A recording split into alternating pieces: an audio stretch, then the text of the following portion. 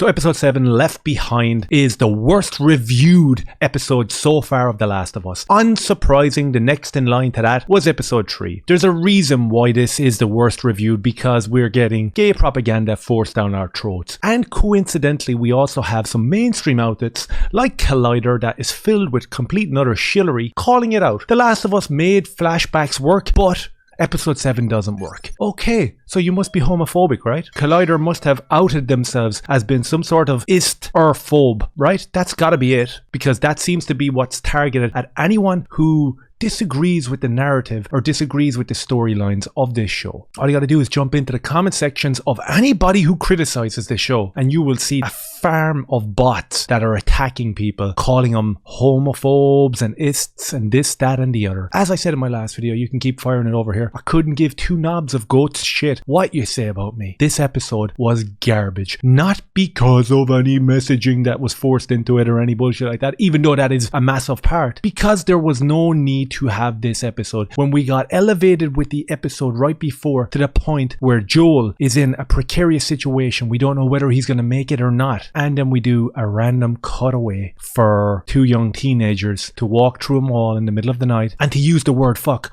over and over again, like 10 times per sentence. Fuck him up. You fucked her up. Well, fuck you. Fucking do it. Fuck this Fetcher's fucking stupid. Fucking with fucking weak. And fuck Carol. Fuck Carol. Fucking Carol. You out of your fucking mind? First of all, nobody speaks like that. Second of all, this could have been done in a 10-minute flashback and I would have been perfectly fine with it. Episode 7 is the very same as episode 3. These would have been perfectly fine if they were short films totally unrelated to The Last of Us. And as I uncovered and as I pointed out in the last review, this DLC was a tack on. And it's actually extremely pathetic to look at the media in the last 3 or 4 days since this episode aired, and massive YouTubers, movie reviewers that are coming out saying it was so inspiring to know that Cuckman and all the other showrunners decided to stick to the source material, the beautiful gay source material of the DLC. And it's like, dude, nobody played the DLC. What are you talking about? As I said in my last video, the DLC was tacked on. We had the merest of hints, the most pathetic and thin hints that you would ever have in any aspect of life, that the character of Ellie was gay. She looked at a men's porn magazine and threw it out the window because she was in the presence of an adult. So automatically that means she's LGBTQ.ie.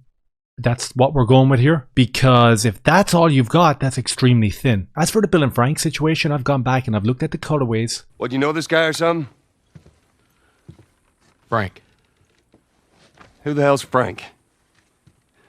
He was my partner. And nothing in these cutaways suggests to me that Bill and Frank were anything other than platonic partners. Look, Bill, about your buddy back there, that's a tough deal. I figured you should have it. So that's how you feel. Well, fuck you too, Frank. It's a post-apocalyptic era. You've got to partner up with guys that can watch your back. That's what I got from these cutaways. I got absolutely nothing else. So if we look at how thin the theory is of Ellie being LGBTQ.ie, then Bill and Frank, a nothing burger. I wouldn't even consider it. And that makes episode 3 even more despotic, because it's like, okay, we know that there's a message being pushed, but you're really stretching with this one. You are really stretching it. One word Bill says. He says, that's my partner. And we are to assume that this was a sexual relationship that they were in because of one word. Absolutely not. I'm not buying into it. People are absolutely off their game if they're thinking that we can be sold on one word. No way. I'm not having it. As for Ellie, we're to assume that a 14-year-old kid is going to look at a lewd magazine with naked men and be all like, oh my God, this is awesome. And if she doesn't do that and she chucks it out the window, then she's LGBTQ.ie. Okay, I got you. But you know what we'll do? Just to re-emphasize how with the agenda we are, we'll stick a DLC onto it. We'll stick this DLC that no one played. So now what we've got is we've got this HBO LBGT.Q.ie show. And if you don't like it, fuck off. Even though the majority of people aren't really interested in seeing these tacked on storylines, jog on. No need for you to be here. And you'll never believe why episode 3 and episode 7 are the worst rated episodes so far. Because they've been review bombed by homophobes. It's not like Collider having a decent criticism of the episode and the structure where they say, when it comes to the time jumps, timing is everything. That's not it at all. If we look at the reviews over here, 10,000 people gave it a 10 out of 10 on IMDb and 3,000, almost 4,000 people gave it a 1. It's not a 10 and it's not a 1. it's probably like a 5. It's thereabouts. That's about as honest and about as giving as I can be to this episode. It wasn't terribly acted. The cursing and the bad language was ridiculous. Absolutely ridiculous and forced. However, the most appalling part was the fact that we were left on a cliffhanger after being left on a cliffhanger the episode before. So all we wanted to know was what was going to happen with Joel. And we got this story that is a make-believe story that no one really watched, that no one really played. And now, if you comment on it or you have any sort of opinion that isn't a 10 out of 10, it's being review bombed.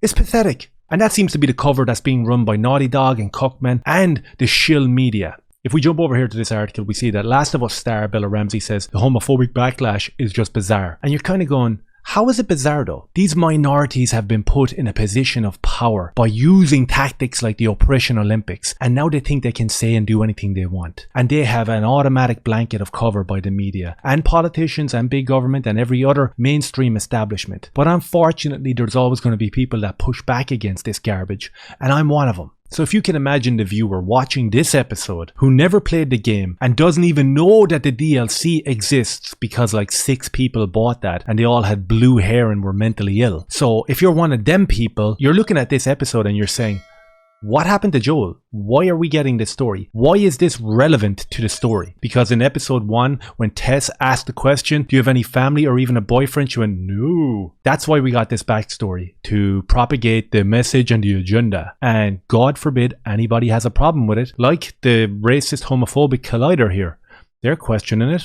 They need to be cut out. I want to see the comment section in this article. So I'll make it as simple as I can for the anime window licking crayon eaters. Episode 3 and episode 7 are 2 tacked on episodes that totally took away from the narrative, totally took away from the structure of Joel and Ellie's journey, and were only made to propagate left-wing ideology. It's as simple as that. These 2 episodes were the worst of the season so far. That's why they're the worst rated. The majority of people are not interested in your bizarre niche ideology. Keep it to yourself, guys. Make your own shows. Stop hijacking already existing properties and we'll be good, right? Cool.